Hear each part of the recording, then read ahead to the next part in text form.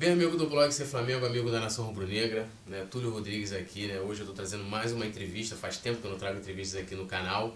Hoje eu estou, né, com, né, um empresário, um dos maiores produtores musicais do país, né? Camisa 10 do Politeama, braço direito de Chico Buarque, rubro-negro, campeão carioca em 91, pentacampeão brasileiro em 92 como diretor e vice de futebol, grande benemérito do Flamengo, Vinícius França, né? Acho que todo mundo aí que acompanha a música deve saber. Vinícius, eu quero te agradecer a oportunidade de estar batendo esse papo, falando de Flamengo. E eu já vou começar logo te fazendo uma pergunta, né? Como começou a sua história de torcedor com o Flamengo? Como que você se tornou sócio do clube? Bom, minha história de torcedor do Flamengo começou antes mesmo de eu nascer. Eu nasci em setembro de 55, na campanha do segundo tri. Meu pai quis dar uma volta na minha mãe e botar meu nome de Evaristo. Ela não achou muita graça no nome, eu não tirou a razão dela. E só no nome, que o Evaristo era um craque, claro. E aí eu nasci pentacampeão, tricampeão pela segunda vez. O Flamengo foi campeão em 4 de abril de 56. Então, pequenininho, já vibrei com o segundo tri do Flamengo. E aí foi só, enfim, cada vez mais apaixonado. Eu me recordo da primeira vez que eu vi uma final em 63, aquele Fla-Flu famoso, com 177.020 pessoas pagantes, naquela cadeira de curva, ali embaixo do Maracanã tinha uma cadeira de curva. Você ficava, era ruim de ver, porque ficava no ângulo assim do córner, lá no fundo o cara chutava, o Ananias chutava a bola para cima e nem via a bola, só quando voltava. Mas estava lá no Maraca, aquela tarde épica de dezembro de 63, o Flamengo foi campeão, o maior público da história do Maracanã, de interclubes, acho que do mundo. E assisti também todos os títulos, em 65 o Flamengo foi campeão do quarto centenário, e ficamos um tempo grande aí, de 65 a 72, sem conquistar nada, alguns anos ruins, 67 foi um ano péssimo, 70 com o Streak, e aqui o Botafogo só ganhava da gente, mas aí a partir dos anos 70, no começo, surgiu um personagem, Arthur Antunes Coimbra, que virou tudo, e essa história aí a gente já sabe, né? E como é que foi ser sócio do clube? Sua família já era? Como é que foi essa... Meu pai já era, eu me tornei sócio, então logo fiz 18 anos. Me tornei sócio e comecei a frequentar o clube, porque ia a todos os jogos e tal, e você acaba se envolvendo. E a partir dos anos 80, eu já formado em engenharia, mas trabalhando mais na parte de música, aí contatos, amigos, quem me trouxe para o clube, na verdade, foi o Ivan Drummond, um grande rubro-negro, um grande vice de futebol, uma pessoa maravilhosa. O filho dele, o Otávio, era meu colega na PUC de faculdade. Então ficamos muito próximos, e aí eu comecei a frequentar o Maracanã e conhecer mais os bastidores do clube através do saudoso Barão. E como é que foi a sua chegada, né, ao futebol do Flamengo como diretor e vice ali, vamos dizer assim, nesse ano, né, que a gente teve muitas alegrias, que foram 91 e 92, né?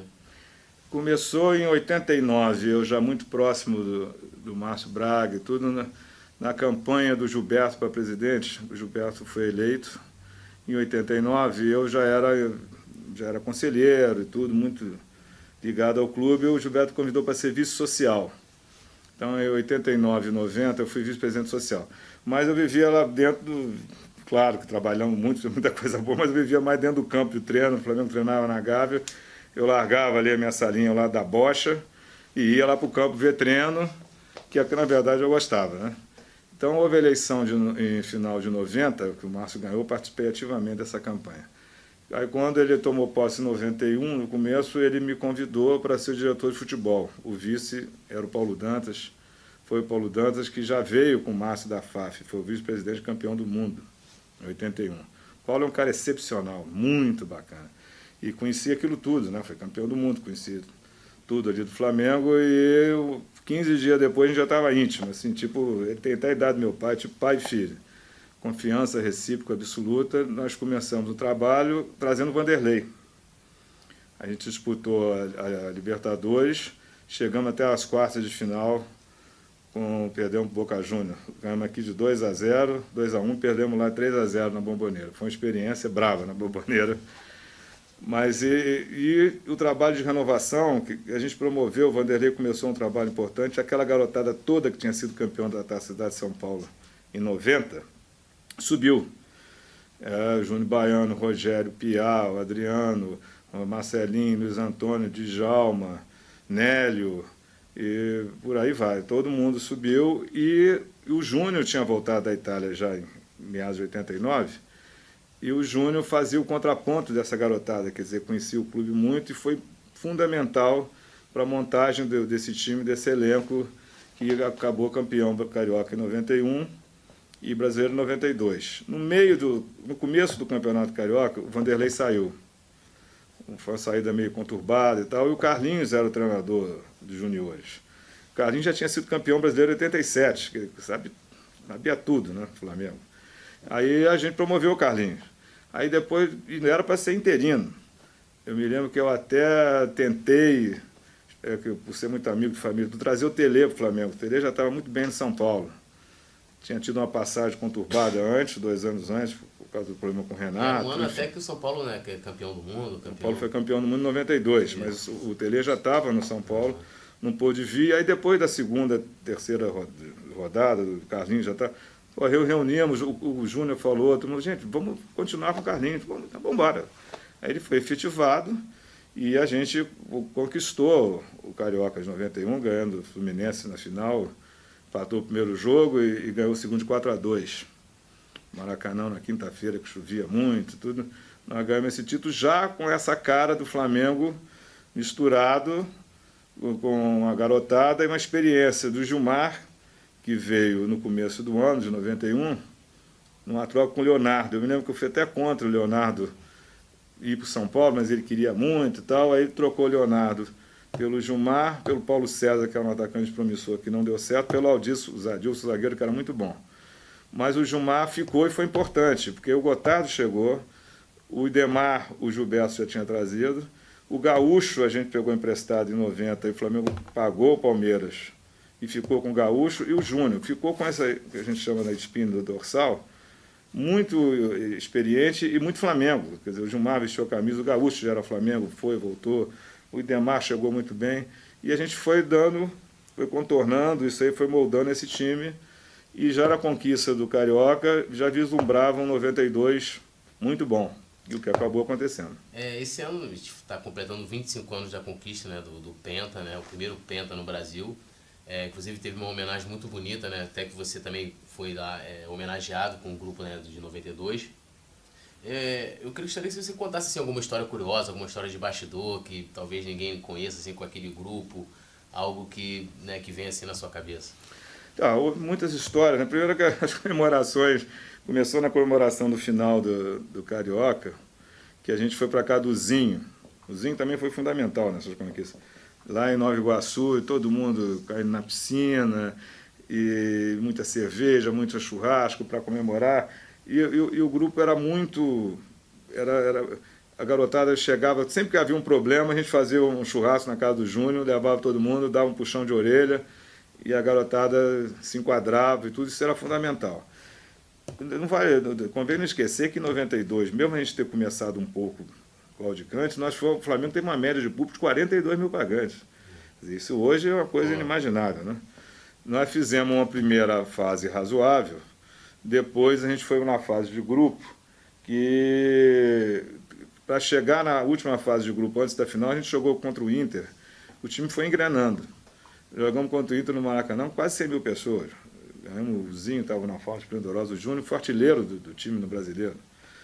E houve um momento crítico quando a gente perdeu do Sport, de 2-1 no Maracanã.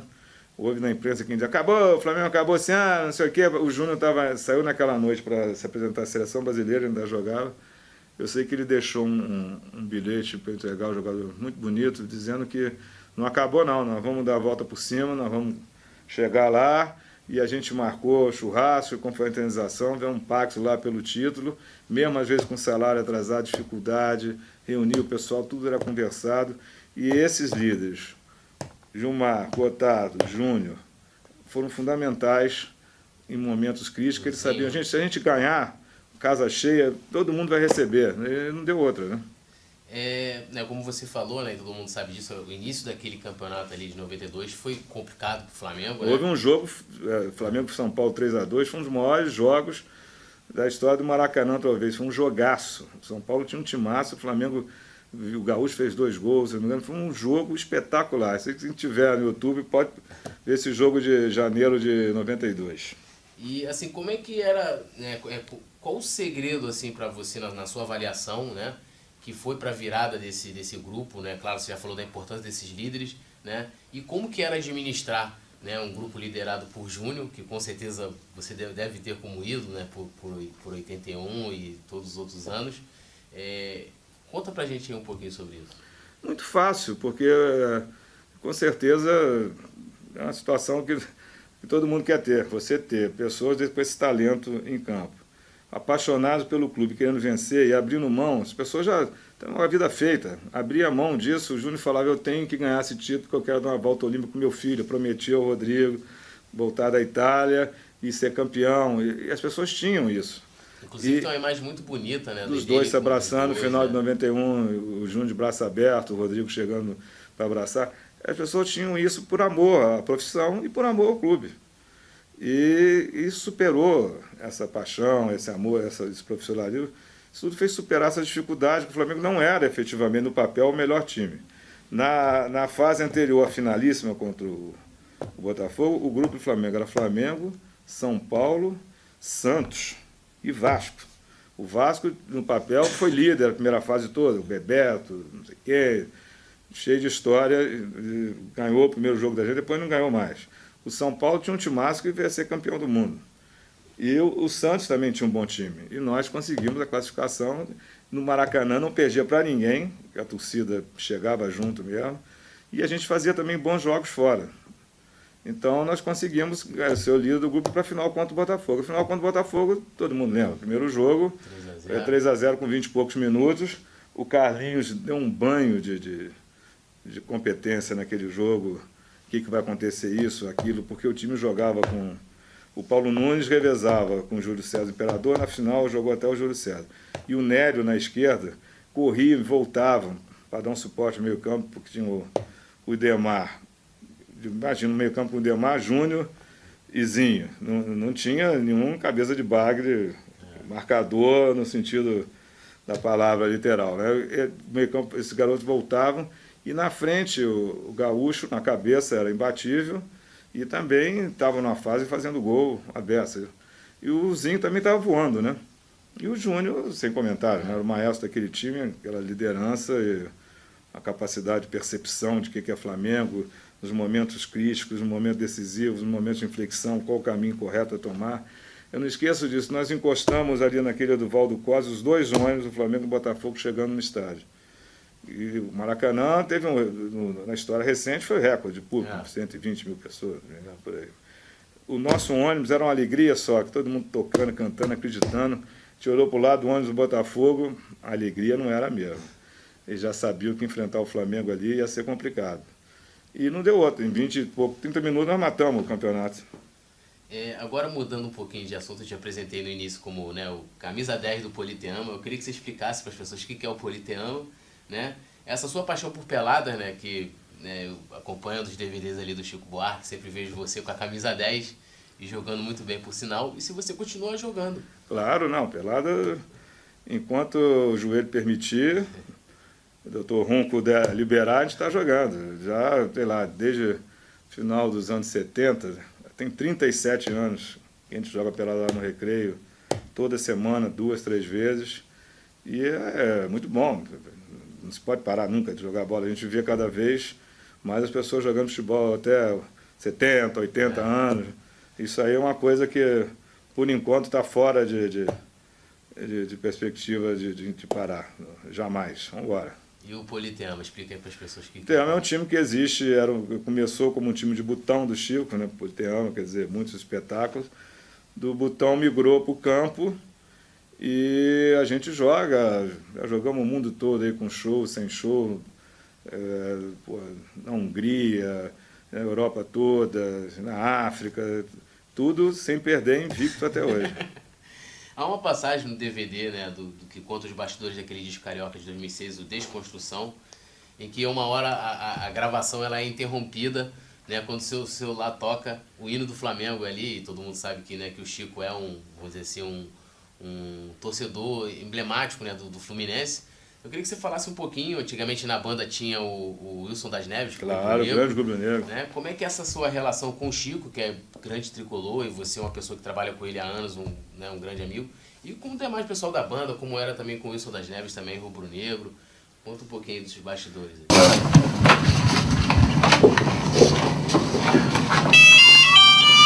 Essa coisa, o Vinícius tá feliz da vida. O juiz careca roubou as coisas da partida, é mentira. Não, antigamente tocava o hino do Flamengo, hoje eu não consigo mais esse ringue, mas o meu celular é isso aqui, ó. Entendeu? Essa tela é essa aqui. Isso não mudou nada. E você vê também no Monte de Transfer, é o time campeão do mundo, aquela fotografia linda, preto e branco, do Japão. Não tem o menor problema com o Chico. O Chico é tricolor, muitos netos dele são Flamengo. E ele gosta do bom futebol. Quando o Flamengo está com um timaço, ele não cansa de elogiar, porque ele, acima de tudo, gosta de futebol ofensivo. Né? Então, quando o Flamengo está bem, ele se curva aos fatos. E sabe que tem jogo do Flamengo, eu largo tudo. Aí não marca show, nem marca ensaio, nem trabalho, porque não conte comigo. O Flamengo tem sempre prioridade.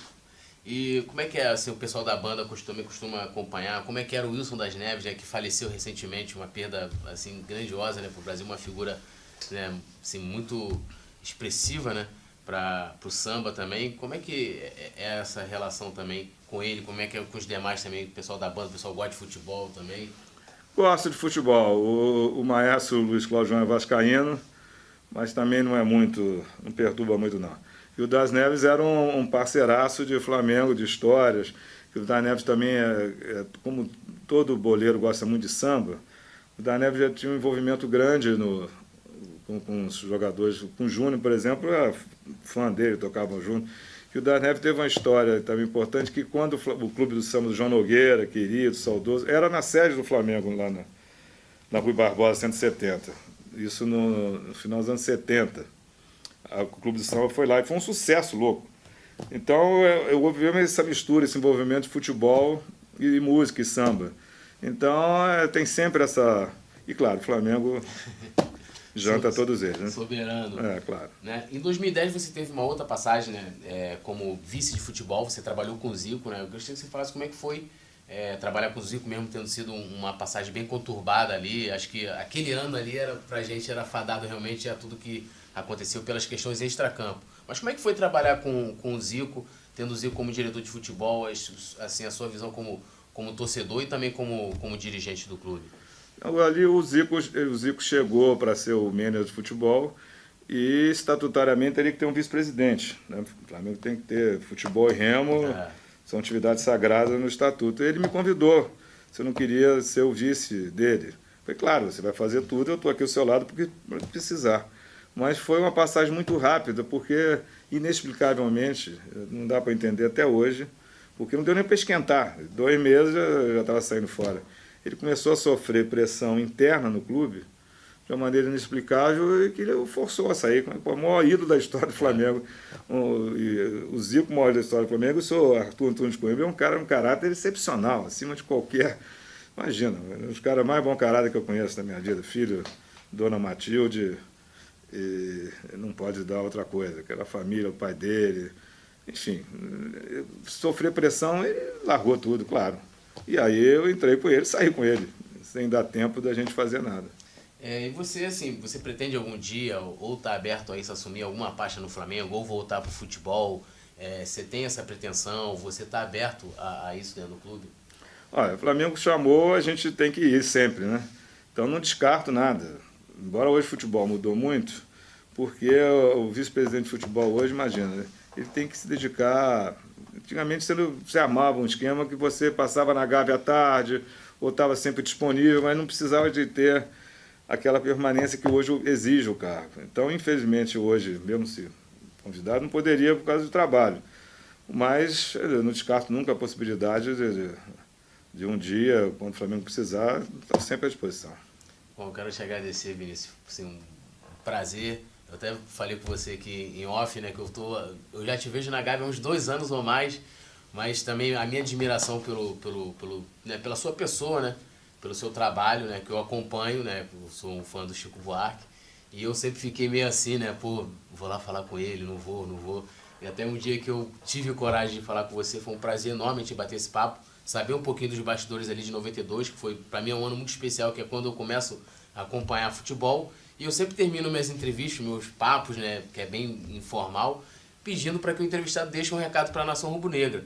E hoje a gente está passando um momento tão diferente dos anos que a gente falou aqui, né? Os anos 80, o ano de 91, anos 92, né? Com aquele time. Que você deixasse aí um recado para a nação rubro-negra. Olha, eu acho o seguinte, o Flamengo, a instituição não para de crescer.